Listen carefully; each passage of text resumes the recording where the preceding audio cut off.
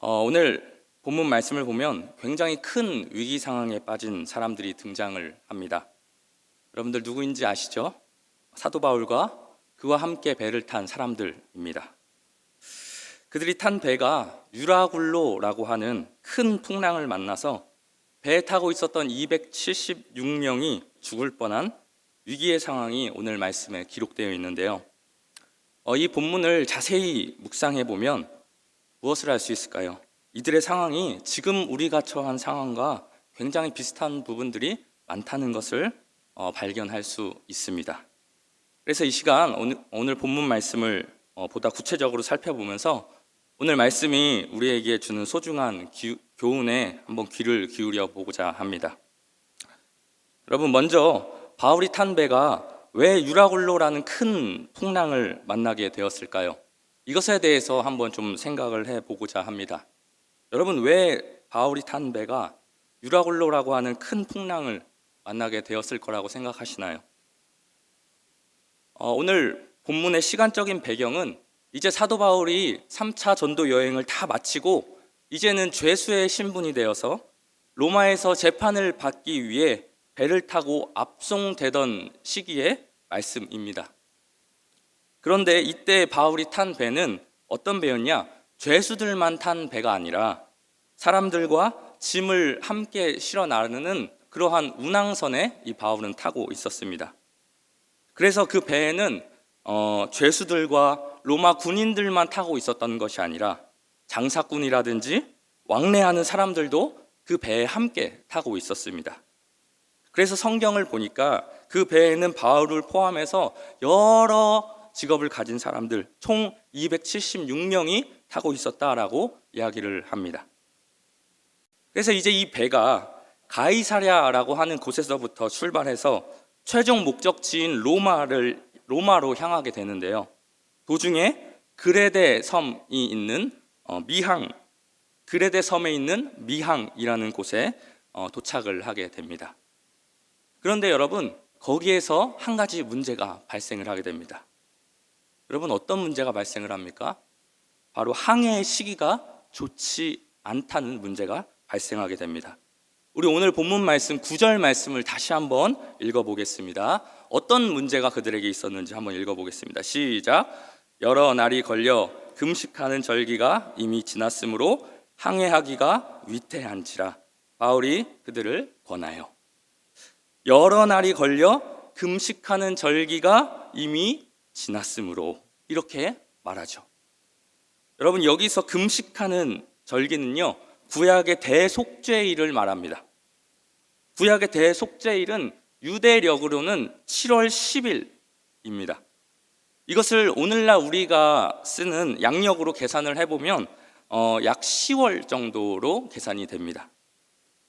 그런데 지금 바울이 탄 배가 항해를 하고 있는 이 지중해는 어떤 특성을 가지고 있었냐면 10월부터는 항해가 위험해지는 그러한 특성을 가지고 있었습니다. 지리적으로, 기후적으로 10월부터는 항해하기가 매우 위험해졌습니다.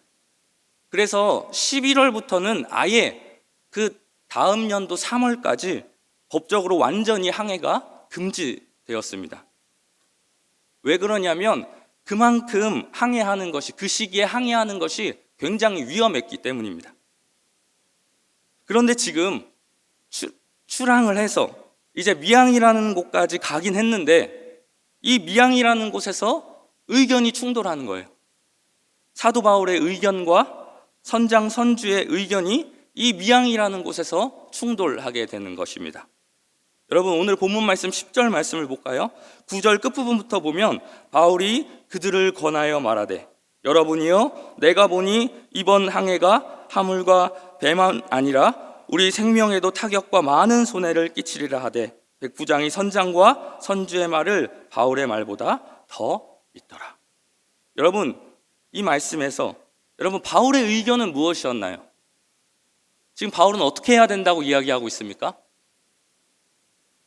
지금 이 미항이라는 곳에서 더 이상 항해하면 된다, 안 된다? 안 된다는 것이죠. 이제는 항해하기에 위험한 시기가 되었다는 것입니다. 아까 말했다시피 이제 10월 중순을 넘어가고 있는 시점인 거예요.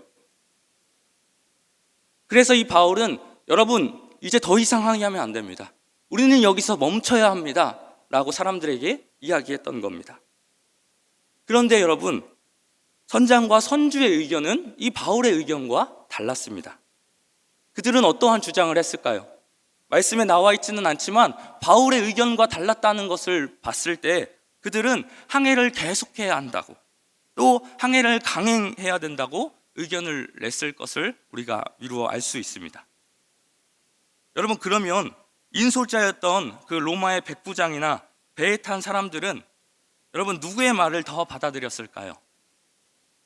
여러분이라면 누구의 말을 들었겠습니까? 우리는 이미 바울이 어떤 사람인지 알기 때문에 당연히 바울의 말을 듣겠죠. 그렇지만 여러분, 오늘 말씀에 나오는 이 로마의 백부장과 배에 탄 사람들은 누구의 말을 더 신뢰하고 누구의 말을 더 받아들입니까? 바울의 말보다 선장과 선주의 말을 더 받아들였습니다. 여러분, 이것이 그들이 유라굴로라고 하는 큰 풍랑을 만나게 된 첫 번째 요인이었습니다. 하나님의 사람의 말보다 세상 사람의 말을 들었기 때문에, 하나님의 말씀보다 세상의 말에 더 치중했기에 그들이 유라굴로라고 하는 큰 풍랑을 만나게 되었다는 것입니다. 여러분, 우리가 중요한 결정을 내릴 때 세상의 말, 경험자의 말, 전문가의 말, 여러분 듣는 거 중요한가요? 안 중요한가요? 중요한가요? 안 중요한가요? 중요하죠. 네, 전문가의 말 듣는 거 중요합니다. 우리보다 많은 인생을 산 인생의 선배들의 말 듣는 거 굉장히 중요합니다. 그래서 여러분, 우리는 인생 선배의 말을 경청해야 하죠.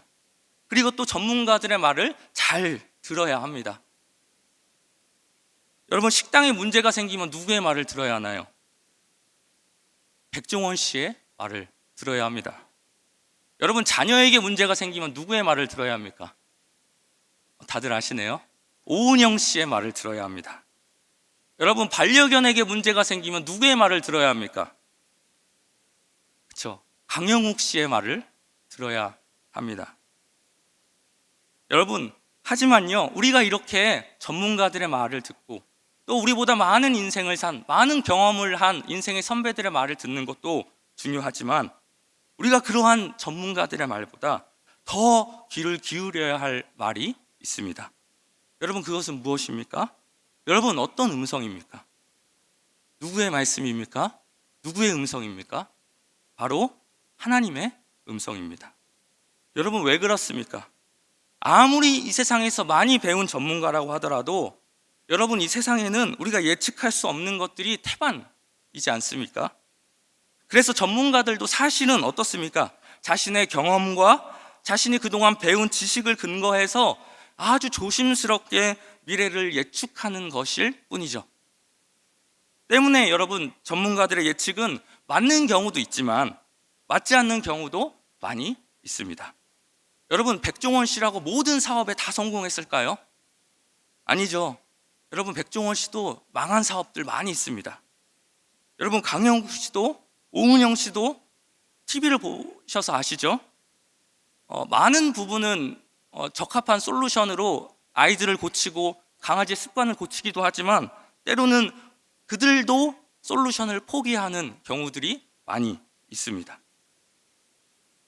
여러분, 왜 그렇습니까? 여러분, 아무리 뛰어난 전문가라고 하더라도 여러분, 모든 것을 다 예측할 수 없기 때문입니다. 모든 것을 다 알 수 있는 것은 아니기 때문이죠.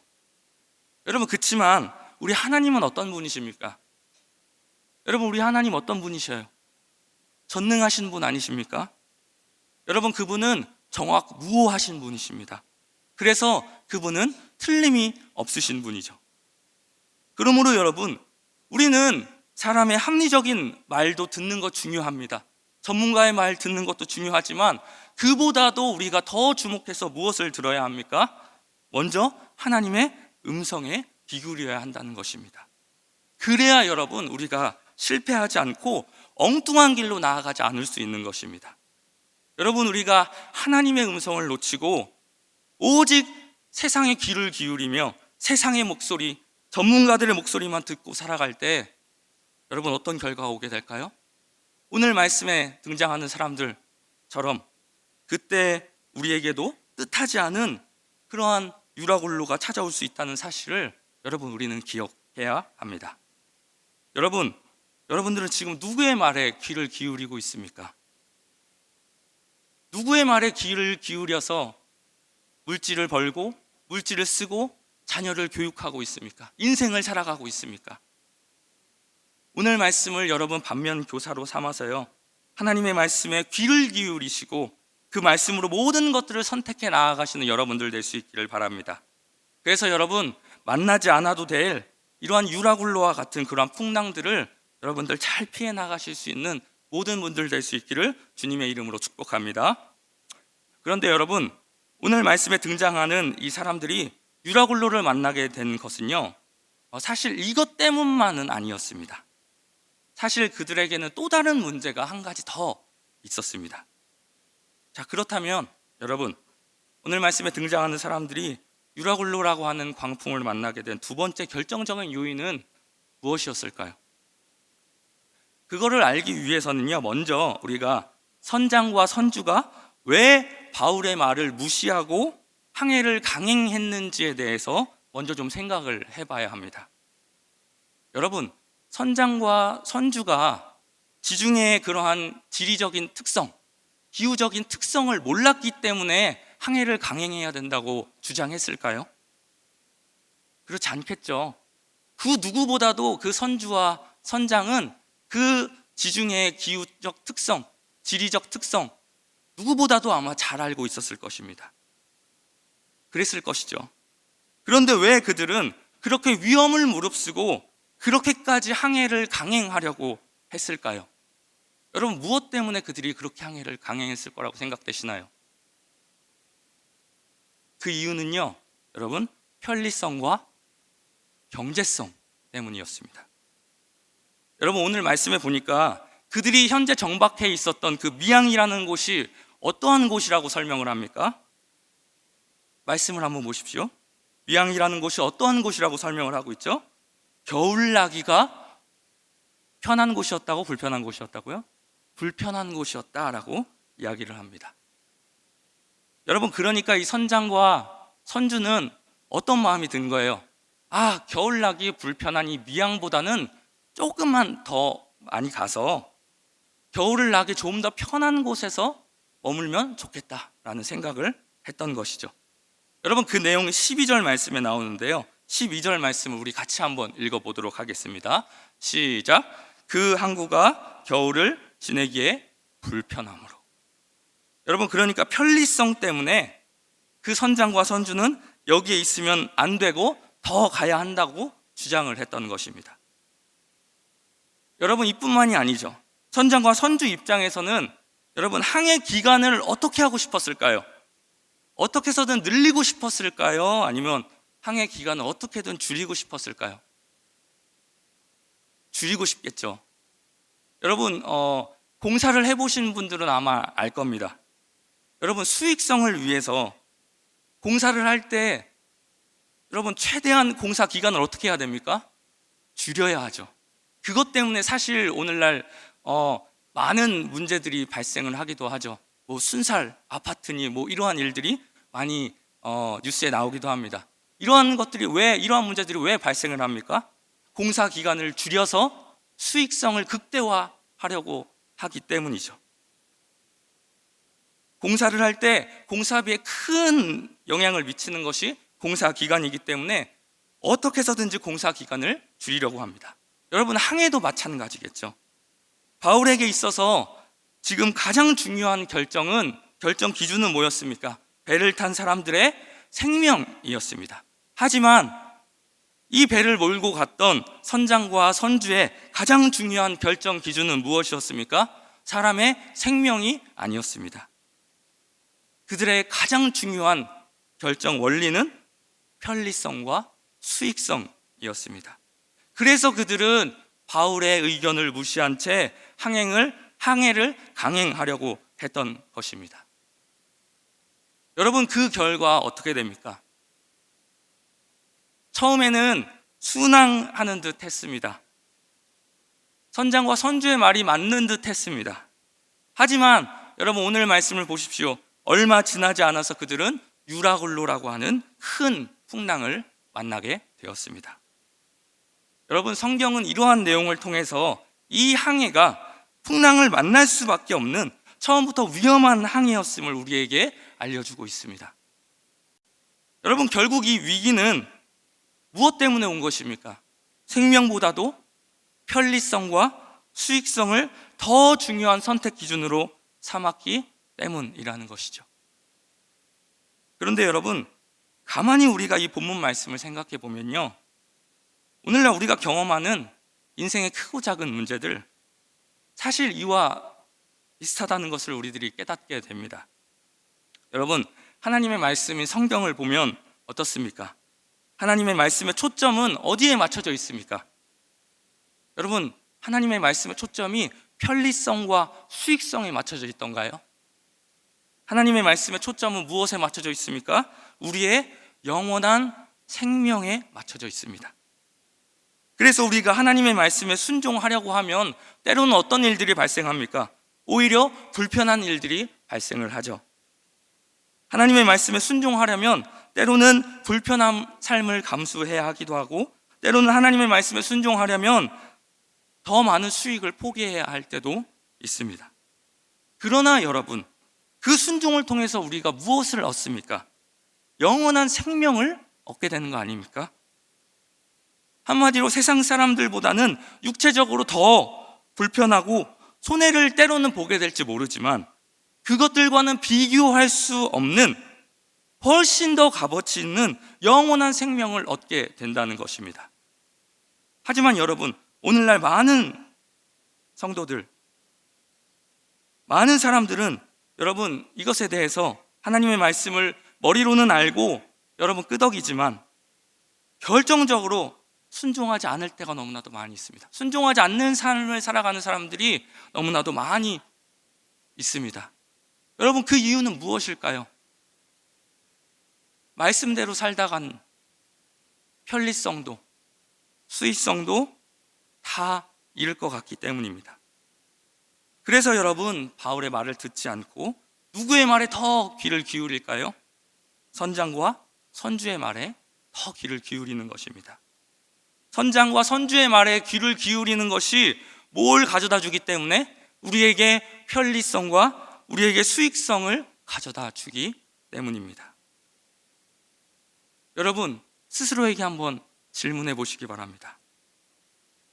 우리가 인생이라는 항해를 하면서 우리 역시도 수많은 항해 가운데 결정을 내리게 되는데, 여러분, 그 결정의 기준이 무엇인가요? 여러분은 무엇을 기준으로 결정을 하시며 살아가십니까? 인생의 중요한 결정을 하시며 살아가십니까? 여러분, 진짜 그리스도인답게 하나님의 말씀을 기준으로 삼고 살아가십니까?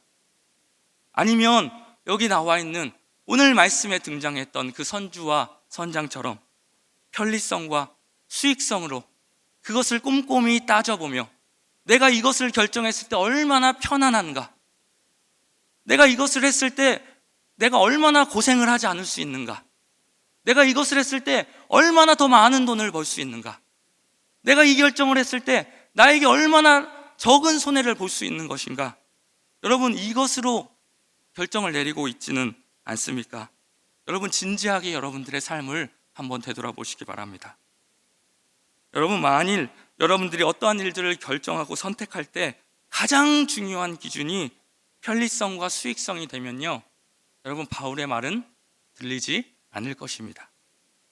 바울이 하는 권면은요, 바울이 아무리 외쳐도 그 바울의 외침은 뭘로 들릴까요? 미련한 사람의 말로 들릴 것입니다. 세상 물정을 몰라도 너무 모르는 그러한 무식한 말로 들리게 될 것입니다. 그런데 여러분, 오늘 말씀을 보면요, 상당히 의미 있는 장면이 나옵니다. 바울의 말을 무시하고 결국 그들이 미항에서 다시 항해를 시작하잖아요. 그런데 바울의 말을 무시하고 다시 항해를 시작했을 때 여러분, 바로 풍랑을 만난 게 아닙니다. 여러분, 처음에는 어떻게 했다고 나옵니까? 처음에는 순항했습니다. 그러니까 바울의 말을 무시하고 항의를 했는데, 처음에는 순항을 하니까 사람들이 더 어떻게 했을까요? 바울의 말을 무시했을 것입니다.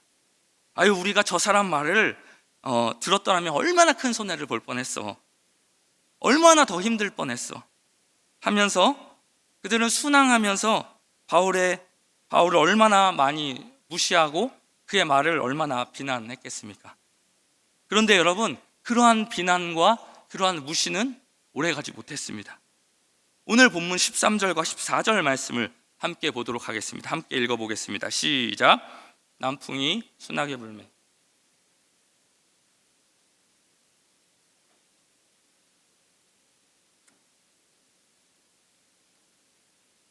무슨 내용인지 아시겠죠?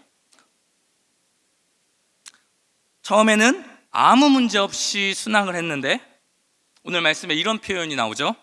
얼마 안 돼요. 뭐가 나타난 겁니까? 풍랑이 나타난 것입니다. 여러분, 우리 인생이 이와 비슷한 것 같습니다. 우리가 세상의 말을 듣고, 또 우리가 경제적이고, 또 우리가 편리한 길을 선택하자마자 여러분들 풍랑이 나타나는 것이 아닙니다. 우리가 세상의 말을 듣고 경제적이고 편리한 길을 선택하면요, 하나님의 말씀보다 이러한 것들을 기준으로 삼고 선택을 하면 처음에는 어떻게 된대요? 순항하게 됩니다. 세상의 말을 듣고 경제적이고 편리한 길을 선택하면 오히려 더 이득처럼 여겨집니다. 그러한 일들이 발생하게 된다는 것입니다. 그런데 여러분, 어떻대요? 그러한 일들이 오래 간대요? 가지 못한대요? 오래 가지 못한대요. 반드시 어느 순간이 되면 무엇이 등장한다고 이야기합니까? 유라굴로라고 하는 풍랑을 만나게 된다고 오늘 말씀 우리에게 이야기하고 있는 것입니다. 여러분, 요나를 한번 생각해 보십시오.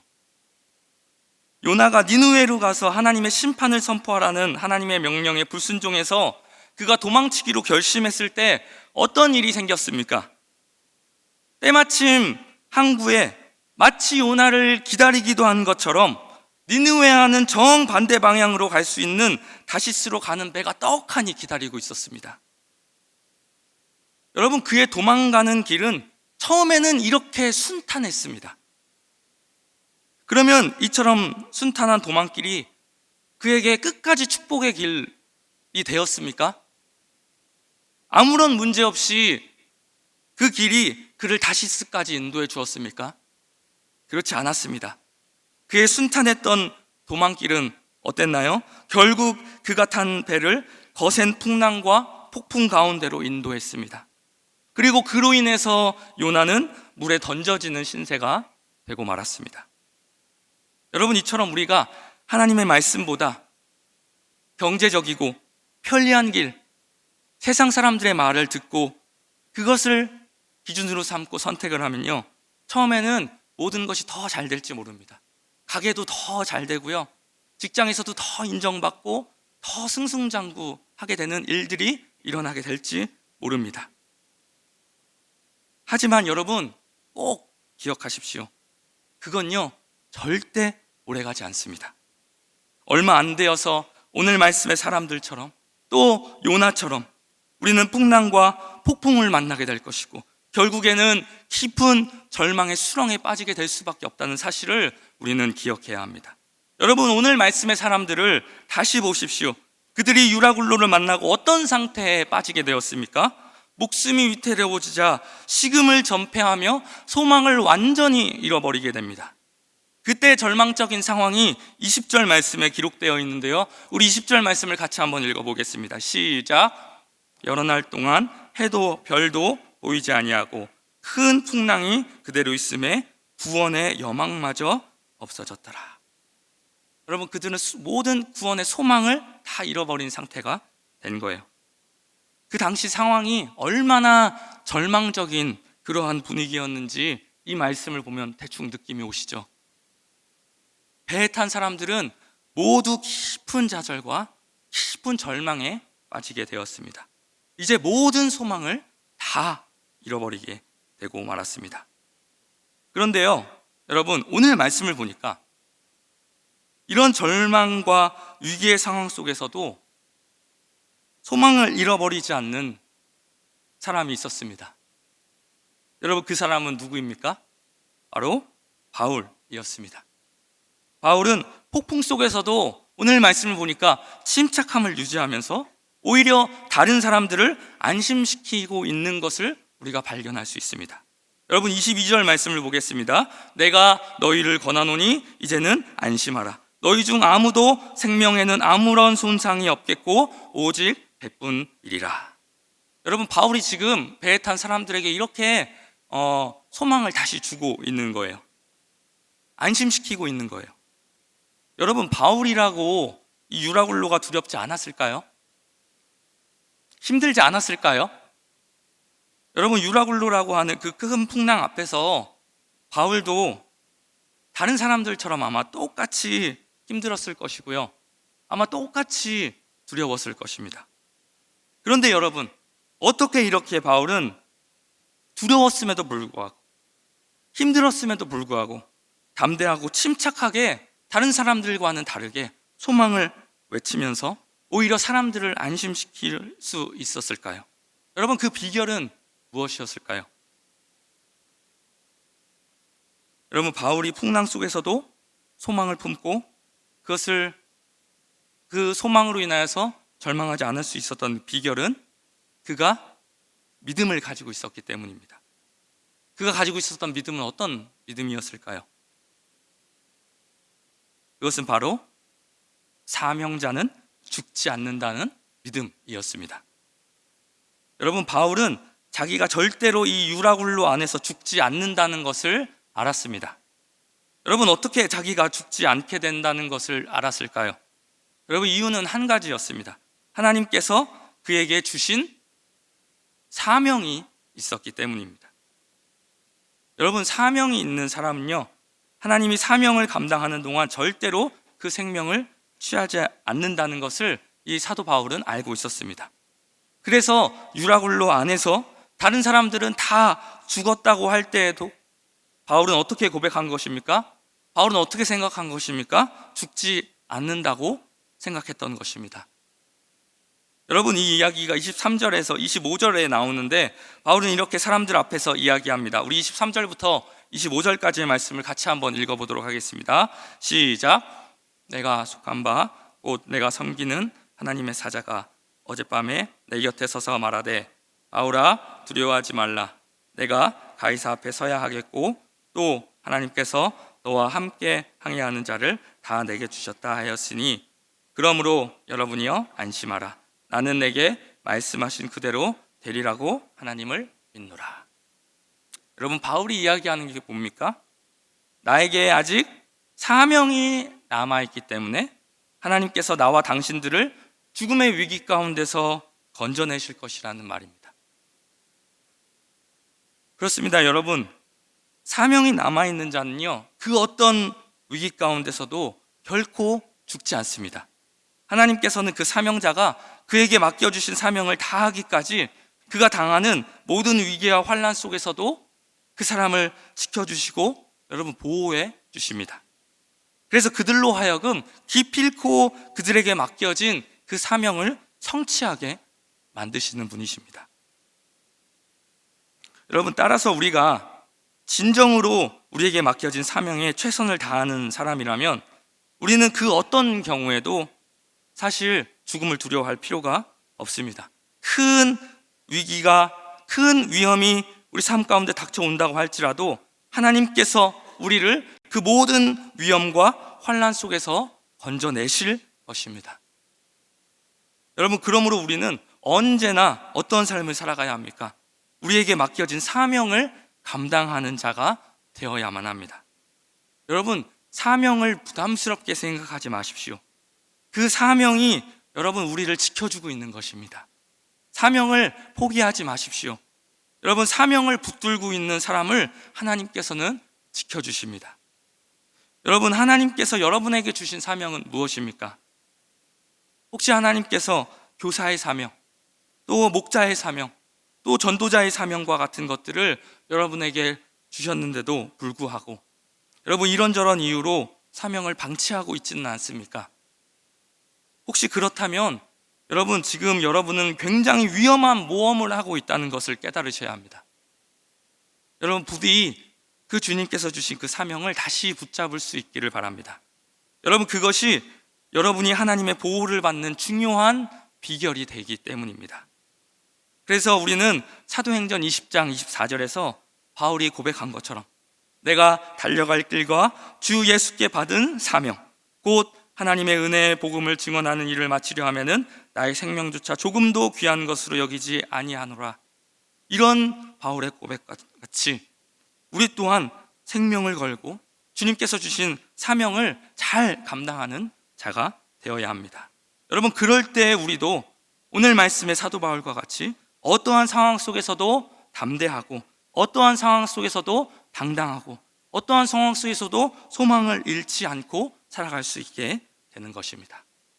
여러분, 말씀을 맺겠습니다. 사랑하는 여러분, 오늘날 많은 사람들이요, 하나님의 말씀보다 세상의 말을 따르며 살아갑니다. 하나님의 말씀보다 전문가의 말을 더 신용하며 세상의 말에 귀를 기울이며 그들의 이야기를 들으며 살아갑니다. 하나님의 말씀보다 더 편리함을 중요한 선택 기준으로 삼으며 살아갑니다. 하나님의 말씀보다 수익성을 더 중요한 선택 기준으로 삼고 살아갑니다. 사랑하는 성도 여러분, 여러분은 어떻습니까? 어떤 이야기에 귀를 기울이며 무엇을 선택 기준으로 삼고 살아가십니까? 세상의 어떤 소리보다 하나님의 음성에 귀를 기울이시며 살아가시는 여러분들 될 수 있기를 바랍니다. 편리성과 수익성을 선택 기준으로 삼기보다 하나님의 말씀을 최고의 선택 기준으로 삼고 살아가시는 여러분들 될 수 있기를 바랍니다. 또한 여러분, 뜻하지 않은 풍랑을 만나게 된 분들 있다면 여러분, 사명을 붙잡으시기 바랍니다. 여러분, 사명자는 결코 망하지 않습니다. 여러분, 죽지 않습니다. 여러분, 우리가 에스라 말씀을 새벽마다 보고 있죠. 우리 월요일날 말씀을 보면요, 하나님께서 그의 사명을 그들에게 맡겨주신, 하나님께서 맡겨주신 사명을 감당하는 자들을 보호해 주시고 지켜주시는 것을 볼 수 있습니다. 하나님의 명령을 따라서 성전을 재건하는 사람들, 그들에게 얼마나 많은 방해물이 있었습니까? 그럼에도 불구하고 하나님께서는 그들을 계속해서 지켜주셨습니다. 왜 그렇습니까? 하나님께서 그들에게 사명을 주셨기 때문입니다. 여러분, 사명을 감당하고 있는 사람은요, 결코 망하지 않습니다. 사명을 붙잡고 있는 사람은요, 결코 죽지 않습니다. 그렇게 지금 여러분, 혹시 방치하고 있는 사명이 있다면 다시 그 사명을 붙드시는 여러분들 될 수 있기를 바랍니다. 그래서 우리 삶에 어떠한 폭풍이 와서 우리를 뒤흔든다고 할지라도 여러분, 그 하나님의 사명자를 보호하시는 그 하나님의 날개 아래서 요동하지 않고 흔들리지 않고 여러분, 담대하게 소망을 외치며 다른 사람들을 안심시키며 여러분들 복음을 전하는 삶을 살아갈 수 있는, 하루하루 힘있게 이 세상을 담대하게 살아나가실 수 있는 우리 사랑하는 모든 대전중앙교회 성도님들 될 수 있기를 주님의 이름으로 축원합니다. 기도하겠습니다.